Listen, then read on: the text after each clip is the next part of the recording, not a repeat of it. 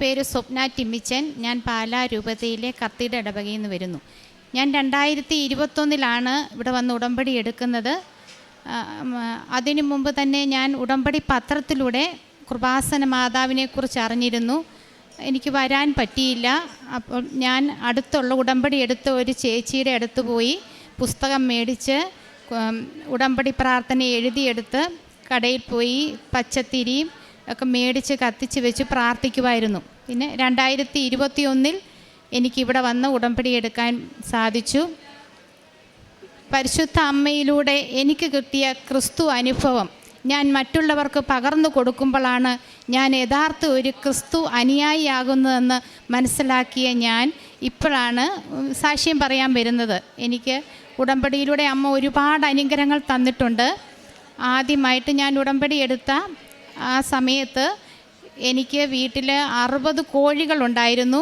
അതിന് ഒരു ഫംഗസ് രോഗം, പൂതയെന്നൊക്കെ പറയും, അതായിരുന്നു. ഉടമ്പടി എടുത്ത അന്ന് ഞാൻ ഒരു റൂമിലാണ് 60 കോഴികളെ വളർത്തിയിരുന്നത്. അത് റൂമിൻ്റെ മൂലയിൽ പോയാണ് മുട്ടയിട്ടുകൊണ്ടിരുന്നത്.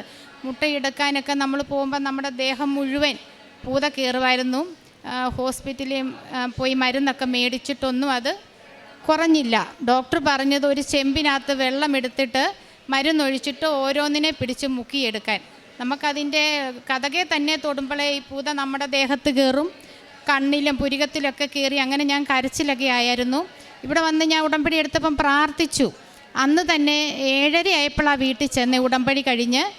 അന്ന് തന്നെ ഞാൻ എൻ്റെ ബാഗ് പുറത്ത് വെച്ചിട്ട് ഉടമ്പടി ഉപ്പെടുത്ത് വിശ്വാസ പ്രമാണം ചൊല്ലി വെള്ളത്തിലിട്ട് കൊടുത്തു.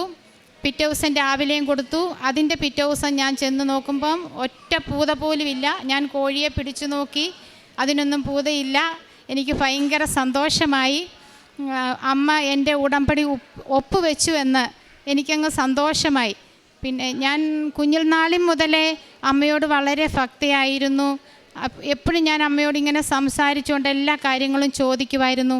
ഉടമ്പടി എഴുതിയിട്ട് ഞാൻ അമ്മയോട് പറഞ്ഞു, അമ്മേ ഇതൊക്കെയാണ് എൻ്റെ ആഗ്രഹങ്ങൾ, എനിക്ക് നല്ലതെങ്കിൽ മാത്രം അമ്മ ചെയ്തു തന്നാൽ മതി. അന്നും ഇന്നും അങ്ങനെയാണ് ഞാൻ പറയുന്നത്. ഞങ്ങൾക്ക് കടബാധ്യതയുണ്ടായിരുന്നു, 1 കോടിയിൽ അധികമായിട്ടും ഉണ്ടായിരുന്നു. അപ്പം ഞാനിവിടെ ഉടമ്പടിയിൽ എഴുതി, അമ്മേ ഞങ്ങളുടെ കടബാധ്യത മാറ്റണം. അപ്പോൾ എൻ്റെ ചേച്ചിയും ഉടമ്പടി എടുത്തിട്ടുണ്ടായിരുന്നു. ചേച്ചിയും എഴുതി അവരുടെ വീടും സ്ഥലവും വിറ്റ് കടബാധ്യത മാറ്റണമെന്ന്.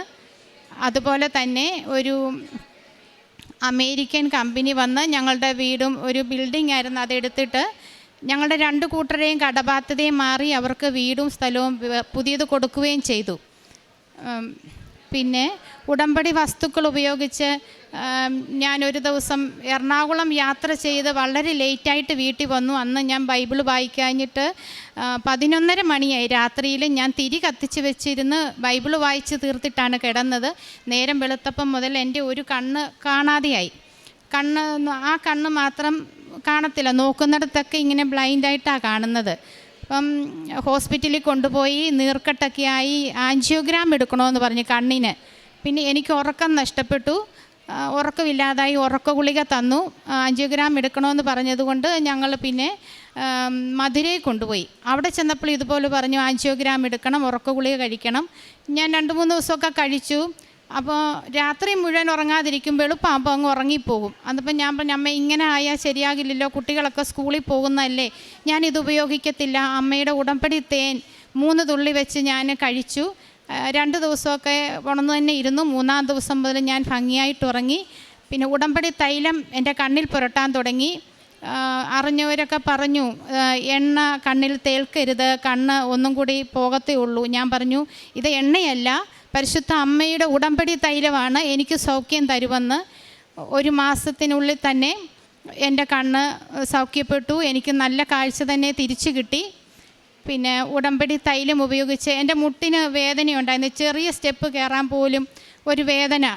ഞാൻ ഹോസ്പിറ്റലിൽ കാണിച്ചു. അപ്പം ഡോക്ടർ പറഞ്ഞു, എക്സ്റേ എടുത്തിട്ട് പറഞ്ഞു, ഇത് 60 വയസ്സുകാരുടെ മുട്ട് പോലാണല്ലോ ഇരിക്കുന്നത്. എക്സ്റേ കണ്ടിട്ട് എനിക്കും തോന്നി അതിനെന്തോ ഒരു പ്രത്യേകത പോലെ. എനിക്കങ്ങ് സങ്കടം വന്നു.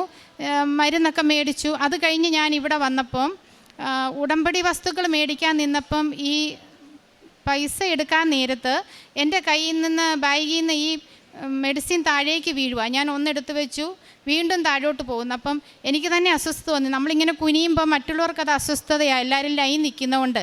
അത് വെച്ച് അന്ന് രാത്രി ഞാൻ വീട്ടിൽ ചെന്നിരുന്നിട്ട് എല്ലാവരും കറന്നു കഴിഞ്ഞ് ഉടമ്പടി ആരാധന വെച്ച് പ്രാർത്ഥിച്ചു. 60 വയസ്സിൻ്റെ മുട്ടെന്നല്ലേ പറഞ്ഞു, ഞാൻ 60 പ്രാവശ്യം അവിടെ നിന്ന് പ്രത്യക്ഷീകരണ പ്രാർത്ഥന ചൊല്ലി ആരാധനയിൽ കരഞ്ഞു പ്രാർത്ഥിച്ചു. പിറ്റേ ദിവസം മുതൽ എൻ്റെ മുട്ടിന് ഒരു കുഴപ്പവും ഇല്ല. 2 വർഷത്തോളമായി എൻ്റെ മുട്ടിന് ഒരു കുഴപ്പവും ഇല്ല. പിന്നെ എൻ്റെ മകന് 3ാം ക്ലാസ്സിൽ പഠിക്കുമ്പോഴാണ് അവനൊരു 5 രൂപ കോയിൻ വിഴുങ്ങി. അത് തൊണ്ടയിൽ ഇങ്ങനെ വിലങ്ങനെ നിന്നു. അവിടെ ഉണ്ടായിരുന്നവരൊക്കെ പറഞ്ഞു പെട്ടെന്ന് ഹോസ്പിറ്റലിൽ കൊണ്ടുപോകണം, അത് സർജറിയൊക്കെ ചെയ്യേണ്ട വരും, കൊച്ചിന് ബുദ്ധിമുട്ടായിരുന്നു. അപ്പം ഞങ്ങളവിടെ കുറച്ച് തിരക്കായിരുന്നുകൊണ്ട് ഇവൻ എന്നോട് ചോദിച്ചു, അമ്മേ ഉടമ്പടി തേൻ എനിക്ക് തരുമോ? അപ്പം ഞാൻ പറഞ്ഞിട്ടുണ്ട്, ഉടമ്പടി എടുത്ത അമ്മ മാത്രമേ ഉടമ്പടി വസ്തുക്കൾ എടുക്കാവുള്ളൂ, നിങ്ങളുടെ കൈയൊക്കെ അഴുക്കാണെങ്കിൽ ശരിയായില്ല, അമ്മയോട് ചോദിക്കണമെന്ന് പറഞ്ഞു. ഇവൻ എന്നോട് വന്ന് ചോദിച്ചു, അമ്മ എനിക്ക് ഉടമ്പടി തേൻ തരുമോ, എൻ്റെ തൊണ്ടയിൽ ഇവിടെ ഇരിക്കുന്നെന്ന് പറഞ്ഞു. ഉടമ്പടി തേൻ കൊടുത്തു, 3 തുള്ളി കുടിച്ചു, അത് താഴേക്ക് ഇറങ്ങിപ്പോയി. പിന്നെ അത് തിരികെ എടുക്കണമല്ലോ. അപ്പം എല്ലാവരും പറഞ്ഞു ഹോസ്പിറ്റലിൽ കൊണ്ടുപോകുമെന്നൊക്കെ പറഞ്ഞു. ഞങ്ങൾക്ക് പള്ളിയിൽ കുറച്ച് പ്രോഗ്രാമൊക്കെ ഉള്ളതുകൊണ്ട് പോകാൻ പറ്റാഞ്ഞുകൊണ്ട് മാതാവിനോട് പറഞ്ഞു, മാതാവേ നാളെ 11:30 കഴിഞ്ഞ് പള്ളിയിൽ പോകണം, 11:30 ഇപ്പുറം ഈ കോയിൻ തിരികെ തരണേ അമ്മയെന്ന് പ്രാർത്ഥിച്ചു. ഞാൻ അത് കഴിഞ്ഞ് പിറ്റേ ദിവസം 11:30 ഇപ്പുറം തന്നെ ആ കോയിൻ വിസർജിക്കപ്പെട്ടു. പിന്നെ മോനാണെങ്കിലും മോൻ്റെ വിശ്വാസം കണ്ട് തന്നെ ഒരു ഹോസ്പിറ്റലിൽ കുറേ നേഴ്സുമാർ ഉടമ്പടി എടുത്തിട്ടുണ്ട്. അവന് ബ്ലഡ് നോക്കാനായിട്ട് എത്തിയപ്പോഴത്തേനും അവൻ എന്നോട് പറഞ്ഞു, അമ്മയൊന്ന് കുനിഞ്ഞ് എന്ന് പറഞ്ഞു. ഞാൻ കുനിഞ്ഞപ്പോൾ എൻ്റെ കൊന്തയിലാണ് ഉടമ്പടി കാശുരൂപ ഞാൻ ഇട്ടിരിക്കുന്നത്, അതിങ്ങനെ കയ്യെ വെച്ചു. അപ്പോൾ ഒരു നേഴ്സ് കുട്ടി ചോദിച്ചു, എന്താ ഇവൻ കാണിക്കുന്നേ? ഞാൻ പറഞ്ഞു, ഇത് എൻ്റെ ഉടമ്പടി കാശുരൂപാണ്, അവന് വേദനിക്കാതിരിക്കാനാന്ന് പറഞ്ഞു. അത് കഴിഞ്ഞ് ആ കുട്ടി ഇങ്ങനെ ശ്രദ്ധിച്ചുകൊണ്ടിരുന്നു. ഞങ്ങളോട് സംസാരിച്ചുകൊണ്ടിരുന്ന സമയത്ത് ആ കുട്ടി ബ്ലഡ് എടുത്തിട്ട് പോയി. ഇവൻ അറിഞ്ഞില്ല. അത് തിരികെ വന്ന് ചോദിച്ചു, എടാ നീ അറിഞ്ഞില്ലേ? അപ്പോൾ ഇവൻ പറഞ്ഞു, എനിക്കിവിടെ ഒരു ഇക്കിളി വന്നു, ചേച്ചി ബ്ലഡ് എടുത്തതായിരുന്നോ എന്ന് ചോദിച്ചു. അങ്ങനെ ആ കുട്ടി എൻ്റെ അടുത്ത് വന്ന് ചോദിച്ചു, ഞാൻ ഈ കാശുരൂപത്തെ തൊട്ട് പ്രാർത്ഥിച്ചോട്ടെ? ഞാൻ പറഞ്ഞു, ഇതെല്ലാവരുടെയും അമ്മയാ, പ്രാർത്ഥിച്ചോളാൻ പറഞ്ഞു. ആ കുട്ടിയുടെ വീട്ടിൽ ഒത്തിരി വണ്ടിൻ്റെ ശല്യം ഉണ്ടായിരുന്നു. ഞങ്ങൾ ഉടമ്പടി ഉപ്പ് കൊണ്ട് കൊടുത്തു. അതിൻ്റെ മുറ്റത്തെല്ലാം വെതറി വണ്ടിൻ്റെ ശല്യം പോയി. അതൊരിക്കൽ പോലും മനസ്സിൽ വിചാരിച്ചിട്ടില്ലെന്നൊരു വിദേശ യാത്രയെപ്പറ്റി. അതിവിടെ വന്ന് ഉടമ്പടി എടുത്തു. ഇന്ന് ആ കുട്ടി വിദേശത്താണ്. അതിൻ്റെ കൂടെ വേറെ നേഴ്സുമാരും വന്ന് ഉടമ്പടികളൊക്കെ എടുത്തിട്ടുണ്ട്. എനിക്ക് മാതാവ് ഒരുപാട് അനുഗ്രഹങ്ങൾ തന്നിട്ടുണ്ട്.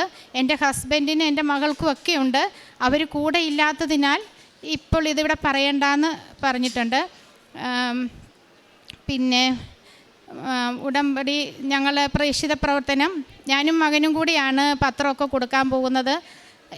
ഇവൻ്റേതായിട്ട് ശേഖരിച്ച് വെച്ചിരിക്കുന്ന പൈസയൊക്കെ എടുത്തുകൊണ്ടാണ് ഞങ്ങൾ ഹോസ്പിറ്റലിലൊക്കെ പോകുമ്പം അവന് പീഡിയാട്രിഷ്യൻ വാർഡിൽ പോകാനാണ് ഇഷ്ടം. കുട്ടികൾക്ക് മുട്ടായിയും ബിസ്ക്കറ്റും ഒക്കെ മേടിച്ചുകൊണ്ടാണ് പോയി. എല്ലാ വാർഡിലും കയറി എല്ലാവരെയും കാണും. ഞങ്ങൾ അവിടെയൊക്കെ പത്രം ഇരിപ്പുണ്ടെങ്കിൽ ഉപേക്ഷിച്ചിരിക്കുന്ന പത്രമൊക്കെ പെറുക്കി പിന്നെയും കൊണ്ട് കൊടുക്കും. ഞാൻ പത്രം കൊടുക്കുന്നതിന് മുമ്പ് ഞാൻ വീട്ടിൽ വെച്ച് അതിൽ ഉടമ്പടി തൈലം പുരട്ടി പ്രാർത്ഥിക്കും. വിശ്വാസ പ്രമാണം ചൊല്ലി പ്രാർത്ഥിച്ച് അമ്മ കാണിച്ചു തരുന്നവർക്ക് ഇത് കൊടുക്കും. എന്നോട് കോളേജ് കുട്ടികളൊക്കെ പെൺകുട്ടികൾ പ്രത്യേകിച്ചും വേണ്ടെന്ന് പറഞ്ഞാൽ ഞാൻ നിർബന്ധിച്ച് തന്നെ കൊടുക്കും. ഇത് മോൾക്ക് വേണം, മോൾക്ക് വേണ്ടി അമ്മ തന്നു വിട്ടതാ. അപ്പോൾ അവരെന്നോട് ചോദിക്കുക, അമ്മ പറഞ്ഞിട്ട് അമ്മയുടെ കൊടുത്താൽ മതി എന്നൊക്കെ ഞാൻ പറയും. എൻ്റെ അമ്മേനെ ചേച്ചിക്ക് അറിയുമോ എന്നൊക്കെ ചോദിക്കും. ഞാൻ പറയും എൻ്റെ അമ്മ പറഞ്ഞിട്ടാ. അതേതാ? ഞാൻ പറയും ഈ പത്രം വായിച്ച് നോക്കിയാൽ മതി, മോൾക്ക് മനസ്സിലാകും എന്ന് പറയും. അങ്ങനെ കുറേ പേര് വീണ്ടും തിരിച്ചു വന്ന് മേടിച്ചിട്ടുണ്ട്. പത്രം ഇല്ലെങ്കിൽ എനിക്ക് തിരിച്ച് തന്നേക്കാൻ പറഞ്ഞ് ഞാൻ വീണ്ടും മേടിക്കും. അങ്ങനെ കൊണ്ടുപോകും. പിന്നെ ഹോസ്പിറ്റലിലൊക്കെ പോയി പത്രം കൊടുത്തിട്ട് ഞാനും അവിടെ ഇരുന്ന് വായിക്കും. അപ്പം ഞാൻ നോക്കുമ്പോൾ ചുറ്റുവട്ടത്തിരിക്കുന്നവരൊക്കെ നിർത്തി വായിക്കുന്നത് കാണാം. പിന്നെ ഭക്ഷണം കൊടുക്കുന്നുണ്ട്. വീട്ടിൽ മിക്കവാറും സമയങ്ങളിലും ആരെങ്കിലുമൊക്കെ വരും. ഞാൻ ധർമ്മമൊക്കെ ചോദിച്ച് വരുന്നവരോട് ചോദിക്കും, ഭക്ഷണം കഴിച്ചോ? കഴിച്ചില്ലെങ്കിൽ കൊടുക്കും. ഇല്ലെങ്കിൽ അവരുടെ ഉച്ചയ്ക്കത്തേനുള്ള അവരുടെ പാത്രമൊക്കെ മേടിച്ച് കഴുകി നന്നാക്കി അതിനകത്ത് ഉച്ചയ്ക്കത്തേനുള്ള പാക്ക് ചെയ്ത് കൊടുക്കും. പിന്നെ ഹോസ്പിറ്റലുകളിൽ വസ്ത്രമൊക്കെ കൊണ്ട് കൊടുക്കും. അവരുടെ ബാഗൊക്കെ കീറുന്നതാണെങ്കിൽ അതൊക്കെ മാറി നല്ലതായിട്ട് ഒക്കെ കൊടുക്കും. വേറെ ബാഗ് കൂടെ ഒക്കെ കൊടുക്കും. പിന്നെ ഇത്രയൊക്കെയാണ് പരിശുദ്ധ അമ്മ എനിക്ക് കോടാനുകോടി അനുഗ്രഹങ്ങൾ തന്നിട്ടുണ്ട്. ഇതെല്ലാം കൂടെ പറയാനുള്ള സമയമില്ല. പിന്നെ ദൈവമക്കളായ നമ്മളുടെ മനസ്സിലേക്ക് വചനത്തിൻ്റെ വിത്തുകൾ വിതറി അത് വളർത്തിയെടുത്ത് 100 മേനി ഫലം പുറപ്പെടുവിക്കാനായിട്ട് ഡെയിലി ബ്രെഡ് ഉടമ്പടി ധ്യാനവയിൽ കൂടെ നമ്മളെ ശക്തനാക്കുന്ന നമ്മുടെ ദൈവത്തിൻ്റെ അഭിഷിക്തനായ ജോസഫ് അച്ഛന് വേണ്ടിയിട്ടും പ്രാർത്ഥിച്ചുകൊണ്ട് ഞാൻ ഉടമ്പടി സാക്ഷ്യം ഇവിടെ സമർപ്പിക്കുന്നു. പരിശുദ്ധമയ്ക്കും ദൈവകുമാരനും 1000 നന്ദി പറയാം. പുറപ്പാടിൻ്റെ 33-14 വാക്യത്തിൽ പറയും, കർത്താവ് പറഞ്ഞു, ഞാൻ തന്നെ നിന്നോടുകൂടെ വരികയും ഞാൻ നിന്നെ ആശ്വസിപ്പിക്കുകയും ചെയ്യും. ഈ സഹോദരി ഇവിടെ സാക്ഷ്യം പറഞ്ഞപ്പോൾ നമുക്ക് മനസ്സിലായി, കടബാധ്യത 1 കോടികളുണ്ടായിരുന്ന കടബാധ്യത പരിശുദ്ധമ്മ എടുത്തു മാറ്റി. അതോടൊപ്പം കുഞ്ഞിൻ്റെ കാര്യം പറഞ്ഞു, കുഞ്ഞൊരു കൊയിൻ വിഴുങ്ങി. എന്നിട്ട് പറയുകയാണ്, അവൻ്റെ ഒരു വിശ്വാസമുണ്ട്, പരിശുദ്ധ അമ്മയോടുള്ള വലിയൊരു വിശ്വാസമുണ്ട്. ആ വിശ്വാസത്തിൽ അവൻ അടിയുറച്ചെന്നുകൊണ്ട് എനിക്ക് ഉടമ്പടി തേൻ വേണം, അതല്ലെങ്കിൽ കാശ് രൂപ എനിക്ക് തൊട്ട് പ്രാർത്ഥിക്കണം. അത് പറയണേ, ഈ കുഞ്ഞിൻ്റെ വിശ്വാസം കണ്ടുകൊണ്ട് ഒത്തിരി പേര് പരിശുദ്ധ അമ്മയിലേക്ക് വരികയും ദൈവത്തിലേക്ക് ആശ്രയിക്കുകയും ചെയ്തു. പരിശുദ്ധ അമ്മയിലൂടെ സർവശക്തനായ ദൈവത്തിലേക്ക് കടന്നു വരുന്ന അനുഭവം. നമ്മൾ ഉടമ്പടി എടുക്കുമ്പോഴും നമ്മൾ പ്രാർത്ഥിക്കുമ്പോഴും നമ്മൾ ജീവിക്കുമ്പോഴും നമ്മളിലൂടെ അനേകായിരങ്ങൾ കർത്താവിനെ അറിയണം, കർത്താവിൻ്റെ നാമം മഹത്വപ്പെടണമെന്നുള്ളതാണ്. നമ്മുടെ ഈ ഉടമ്പടി പ്രാർത്ഥനയ്ക്കൊക്കെ നമ്മൾ കൂടുതൽ പ്രാധാന്യം കൊടുക്കുമ്പോൾ അത് ദൈവത്തിൻ്റെ നാമമാണ് മഹത്വപ്പെടുന്നത് ഇവരിലൂടെ.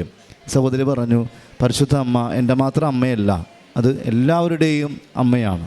അതുകൂടാതെ പത്രം കൊടുത്ത് നമ്മുടെ പ്രേക്ഷിത പ്രവർത്തനത്തിൻ്റെ ഭാഗമായിട്ട് ഇവിടെ നടക്കുന്ന അനുഗ്രഹങ്ങളും കൃപകളും ലോകമറിയുവാൻ വേണ്ടി പത്രം കൊടുക്കുമ്പോൾ വേണ്ട എന്ന് പറഞ്ഞാൽ പോലും അവരെ വിളിച്ചിട്ട് പറയുകയാണ്, അമ്മയുടെ കൊണ്ടേ കൊടുത്തു, ഇതെൻ്റെ അമ്മ തന്നതാണ്. അതായത് അത്രത്തോളം സ്വന്തമായി പരിശുദ്ധ അമ്മയെയും ഇവിടുത്തെ ഉടമ്പടി പ്രാർത്ഥനകളെയും സ്വന്തമായിട്ട് ഹൃദയത്തിലെടുക്കുമ്പോഴാണ് അതിന് പ്രാധാന്യവും കൃപകളും കൂടുതലായിട്ട് ഉണ്ടാവുക. തീർച്ചയായിട്ടും ഈ ഒരു സാക്ഷ്യത്തിലൂടെ അനേകായിരങ്ങൾ പരിശുദ്ധ അമ്മയിലൂടെ ദൈവത്തെ അറിയട്ടെ എന്ന് പ്രാർത്ഥിക്കുന്നു. പരിശുദ്ധ അമ്മയിലൂടെ ലഭിച്ച ഈ വലിയ അനുഗ്രഹങ്ങൾക്ക് കരങ്ങളടിച്ചുകൊണ്ട് സർവശക്തനായ ദൈവത്തെ നമുക്ക് മഹത്വപ്പെടുത്താം. അത്യപൂർവ ദൈവാനുഭവങ്ങൾ ഇനി നിങ്ങൾക്കും സ്വന്തം. ഈ യൂട്യൂബ് ചാനൽ ഇതുവരെ സബ്സ്ക്രൈബ് ചെയ്തിട്ടില്ലെങ്കിൽ ഇപ്പോൾ തന്നെ സബ്സ്ക്രൈബ് ചെയ്യുക. ഈ വീഡിയോ ഇപ്പോൾ തന്നെ നിങ്ങളുടെ സുഹൃത്തുക്കൾക്ക് ഷെയർ ചെയ്തുകൊണ്ട് കർത്താവിൻ്റെ പ്രേക്ഷിതരാകുക.